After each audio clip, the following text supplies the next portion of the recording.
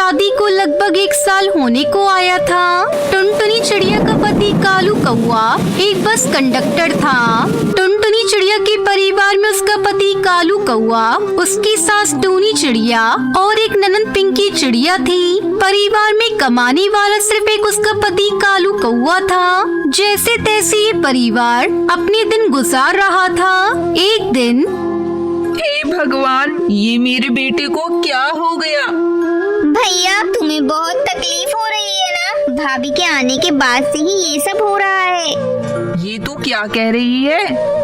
आगे देखने से पहले आपको सिर्फ एक छोटा सा कांटा चुभ जाए तो दर्द होने लगता है। पर वो एक बाप ही है जो रोजाना अंगारों पर चलकर आपके लिए 2 वक्त की रोटी का इंतजाम करता है। तो उस प्यारे से पापा के लिए एक लाइक और सब्सक्राइब जरूर कर देना। साथ ही अपने प्यारे से पापा के लिए ये वाला इमोजी जरूर सेंड कर देना। ठीक ही तो बोल रही हूँ, ये मनूस है मनूस। जब से इस घर में आई है तब से कुछ न कुछ मुसीबत लगी हुई है। मेरी शादी भी टूट गई इसके चक्कर में।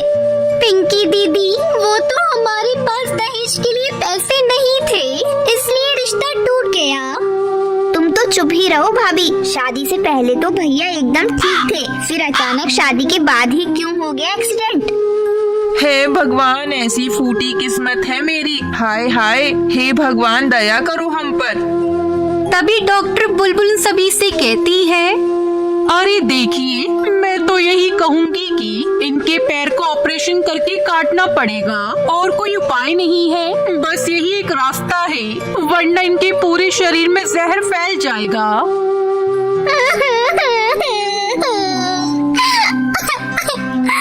अरे ये क्या बोल रही है डॉक्टरा? अब कालू जी कभी नहीं चल पाएंगे, ये कैसे हो सकता है? टुनटुनी, ये चल पाएंगे, लेकिन बैसाखी के सहारे। कल सुबह को ये ऑपरेशन करेंगे और कल सुबह सवेरे 1 लाख रुपए काउंटर में ही जमा करने होंगे। अब टुनटुनी बहू, इतने पैसे हम कहाँ से लाएंगे? पैसों का इंतजाम हो जाएगा डॉक्टर साहब, आप ऑपरेशन करिए। लेकिन कैसे बहू? माँ जी, मेरी शादी के गहने तो है ना, हम उसी को बेचकर कालू जी को ऑपरेशन करवाएंगे। बहू रानी, ये गहने तो तुम अपने मायके से लाई हो और भविष्य में यही तुम्हारे काम आएंगे। माँ जी, आपका बेटा ही मेरा भविष्य है। उसके बाद कालू कौए का ऑपरेशन हो जाता है और वो अपने घर आ जाता है। तभी टुनटुनी चिड़िया की सास कहती है, बहू, अब हमारा परिवार कैसे चलेगा? घर पे अब कोई भी कमाने वाला नहीं है। तेरे बाबूजी के जुड़े पैसे भी मेरे पास खत्म हो गए हैं। माँ जी, आप फिक्र मत करो, मैं हूँ ना। तभी कालू कौआ टुनटुनी चिड़िया से पूछता है, तुम कैसे करोगी? जैसे तुम करते थे। क्या? मैं कल ही जाकर बस के मालिक कड़कनाथ सेठ से बात करूंगी। मतलब तुम बस चलाओगी? मैंने अपनी जिंदगी में कभी किसी चिड़िया को बस चलाते हुए नहीं देखा। अगर नहीं देखा है तो अब देखेंगे। समय बदल गया है। चिड़िया तो बादलों में हवाई मोटर चलाती है, चांद पर जाती है, और मैं बस नहीं चला सकती। अरे बहू, हमारे जंगल के पक्षी इसकी इजाजत नहीं देते।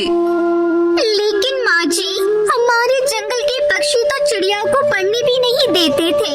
लेकिन आज देखो, घोंसले के हर पक्षी की बेटी आज पढ़ रही है। टुनटुनी, बस में तरह तरह के पक्षी सफर करते हैं, उन सबको तुम कंट्रोल नहीं कर पाओगी, समझी?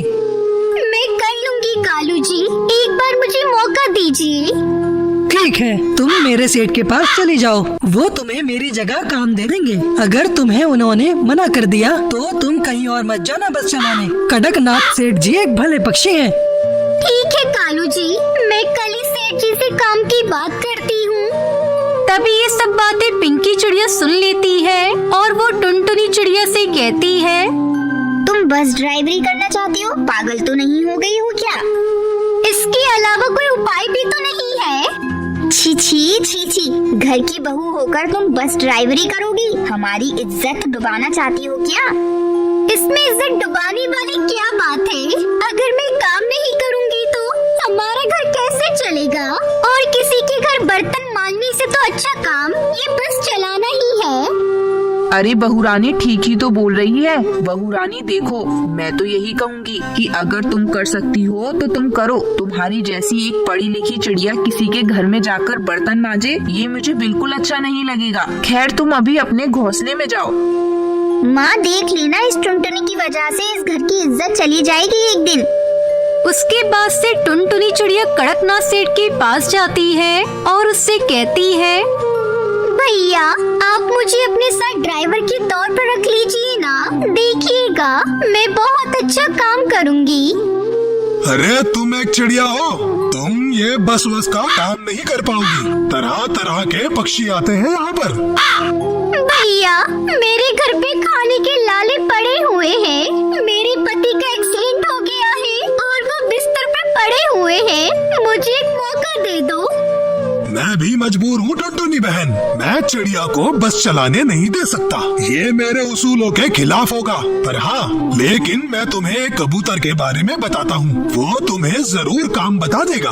बंटी कबूतर नदी के पास रहता है, उसका लकड़ियों का काम है। तुम वहाँ जाकर देखो, वो तुम्हारी मदद जरूर करेगा।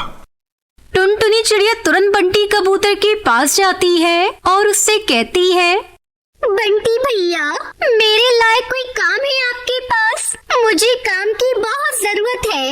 मुझे कड़कनाथ सेठ जी ने आपके पास भेजा है। टुनटुनी चिड़िया, मैं लकड़ी की बस बनाता हूँ। तुम बस बनाना सीख लो और फिर उसे जंगल में चला लेना। आसपास के पक्षी लकड़ी की बस में सफर करना पसंद करते हैं। ठीक है भैया, मैं आज ही से बस बनाना सीख लेती हूँ और फिर पूरे जंगल के पक्षियों को इस बस में बिठाऊंगी।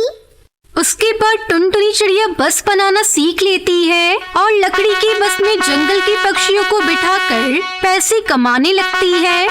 टुनटुनी, तूने तो सच में हमारी सारी परेशानी दूर कर दी। इस तरह टुनटुनी चिड़िया लकड़ी की बस चलाकर अच्छे पैसे कमाने लगती है और खुशी खुशी अपने परिवार के साथ रहने लगती है। टूनी टुनटुनी से बिल्कुल भी प्यार नहीं करती थी क्योंकि उसकी सौतेली बेटी थी। अरे करमजली, इतनी देर लगती है पानी भरने में। अभी कपड़े भी धोने हैं और बर्तन भी मांजने हैं। वो सब कौन करेगा? माँ मैं अभी सारे काम कर देती हूँ। तभी टूनी का बेटा वहाँ आता है। माँ बहुत जोरों से भूख लगी है। हाँ मेरे लाल, तू उठ गया? मैं अभी तेरे लिए खाना बनवाती हूँ। ओ टुनटुनी महारानी, जा जाके पहले मेरे बेटे के लिए खाना बना दे। माँ मैं आज खाने में फल खाऊंगा। अच्छा मेरा राजा बेटा आज फल खाएगा तो मैं फल ही खिलाऊंगी। टुनटुनी पहले जा नीली नदी से शरीफा तोड़कर लेकर आ। मेरे बेटे का मन आज फल खाने को है तो आज घर में शरीफा फल खाएंगे। हाँ माँ अभी जाती हूँ। टुनटुनी शरीफा फल तोड़ने के लिए नदी पार जाती है और वहाँ बैठकर रोने लगती है। माँ तूने मुझे कैसी जिंदगी दे दी? मुझे भी अपने साथ ले गई होती माँ। मेरी सौतेली माँ मुझसे बहुत काम कराती है और मुझे खाने को भी नहीं देती। माँ कहाँ हो तुम माँ? मेरे सामने एक बार आओ। तुम मेरे सामने क्यों नहीं आती माँ? तुम्हें मेरे दर्द दिखाई नहीं देता? तभी उस नदी पार पानी पीने के लिए एक बुलबुल आती है। जब वो टुनटुनी को रोते हुए देखती है तो उससे पूछती है, क्या हुआ है बेटा? तू इस नदी पर बैठकर क्यों रो रही है? मेरी माँ मुझे अकेला छोड़कर चली गई और मेरी सौतेली माँ मुझसे बहुत काम करवाती है। लेकिन तेरे पापा वो तेरी माँ को कुछ नहीं कहते। पापा को कुछ नहीं पता कि मेरी सौतेली माँ मुझ पर कितना अत्याचार करती है। मैं जब भी उनसे कुछ कहने जाती हूँ मेरी माँ मुझे पीटने लगती है। बेटा तू चल मेरे साथ, मैं तुझे अपने पास रखूंगी और तुझे एक माँ का प्यार दूंगी। तू चलेगी ना मेरे साथ? वो बुलबुल टुनटुनी चिड़िया को अपने घर ले जाती है। काफी देर तक जब टुनटुनी घर नहीं लौटती, पता नहीं ये लड़की कहाँ जाकर मर गई। अभी तक घर नहीं आई। लगता है शरीफा तोड़ते समय नदी में डूबकर मर गई होगी। अच्छा ही हुआ इस लड़की से मेरा पीछा छूटा। बंटी पूछेगा तो मैं कोई न कोई बहाना बना दूंगी। शाम को जब बंटी घर आता है तो टूनी रोना शुरू कर देती है। बंटी पता नहीं टुनटुनी कहाँ चली गई। बहुत देर से घर में नहीं आई। कई दिन से कह रही थी कि मैं अपनी माँ के पास जाऊंगी। लगता है वो उसी की खोज में चली गई। अरे पागल, तूने मुझे चिट्ठियाँ लिखकर बताया क्यों नहीं? पता नहीं मेरी बेटी किस हाल में होगी। मैं अभी उसे ढूंढने के लिए जाता हूँ। बंटी को टुनटुनी नहीं मिलती और वो खाली हाथ घर लौट आती है। समय तेजी से गुजरने लगता है और टुनटुनी पढ़ लिख कर डॉक्टर बन जाती है। अरे माँ तुम्हारी ये हालत कैसे हो गई? तुम कौन हो बेटा? मुझे आँख से दिखाई नहीं दे रहा है।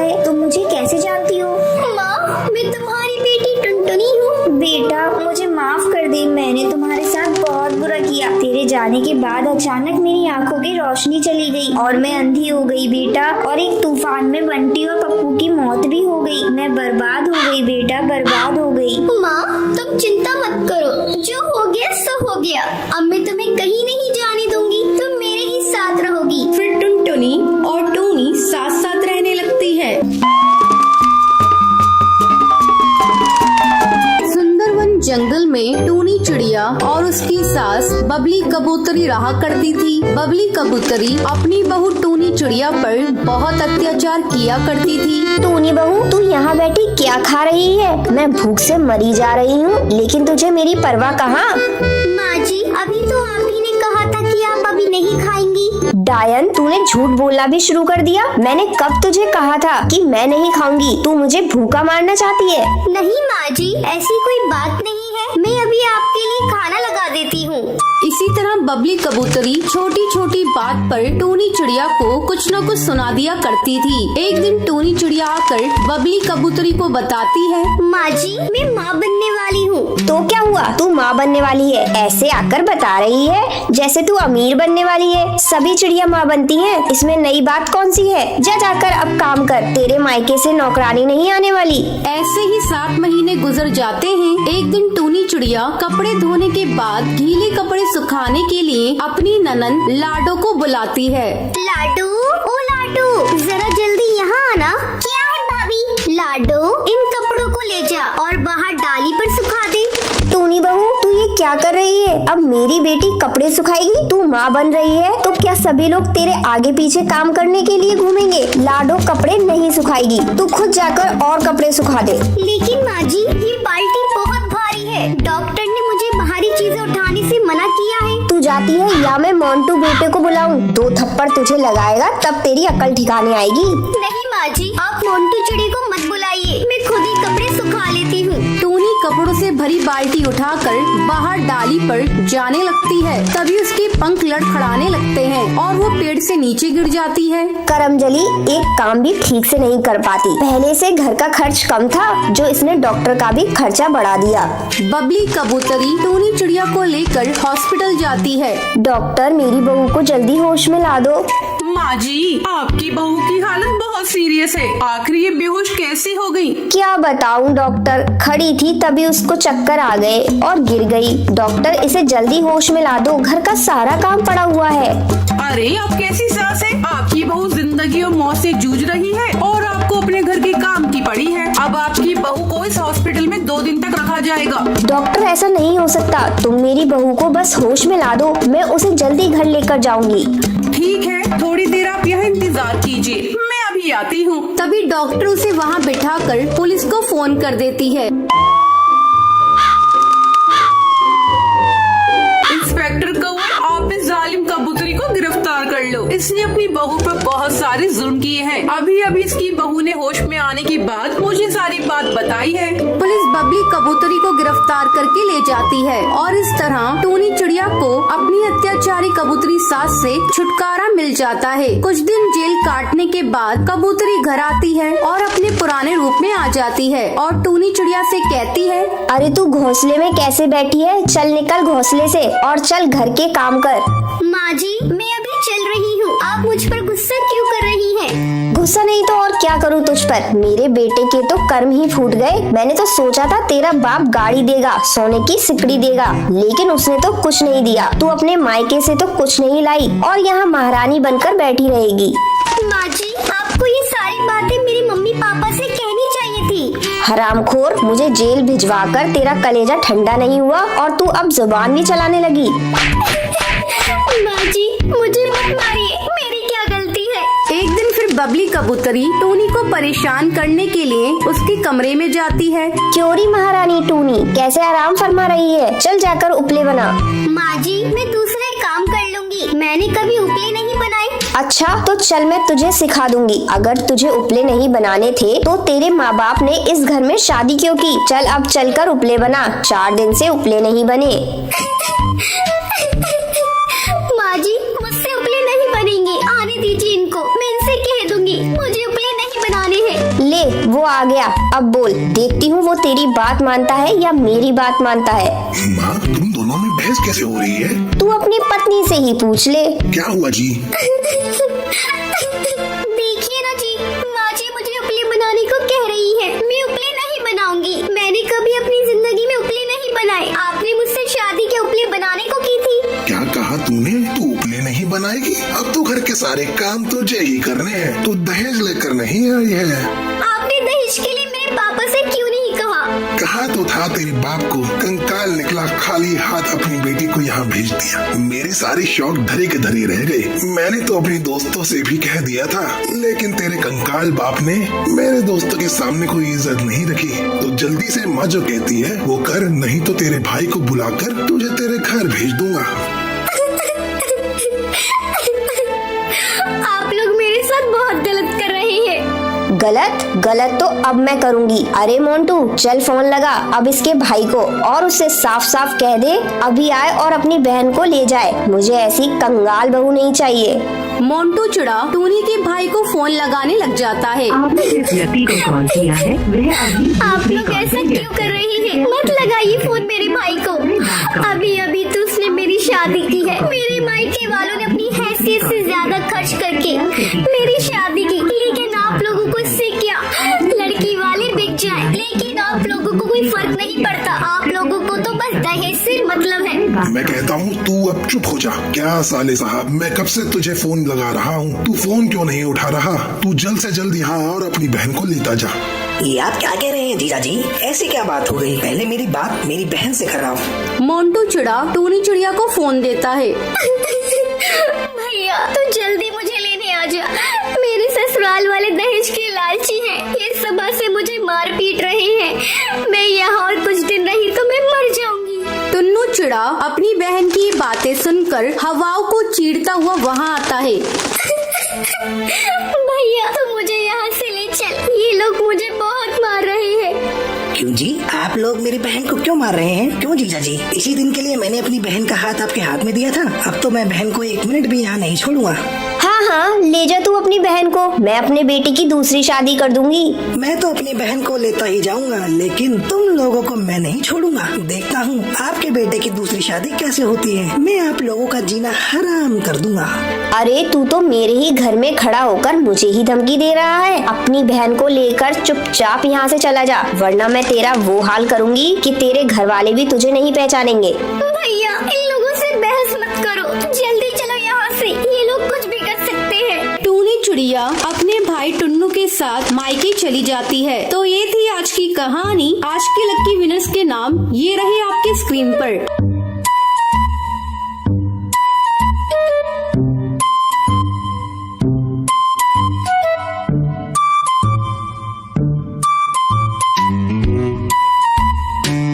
आज का सवाल ये है, टूनी चिड़िया कैसे बेहोश हो जाती है? कमेंट करके जरूर बताएं। लकी विनर्स के नाम कल की वीडियो में दिखाए जाएंगे। अगर आपको ये वीडियो पसंद आई हो तो इसे लाइक और ऐसी कहानियाँ देखने के लिए मेरे चैनल को सब्सक्राइब करना ना भूलें।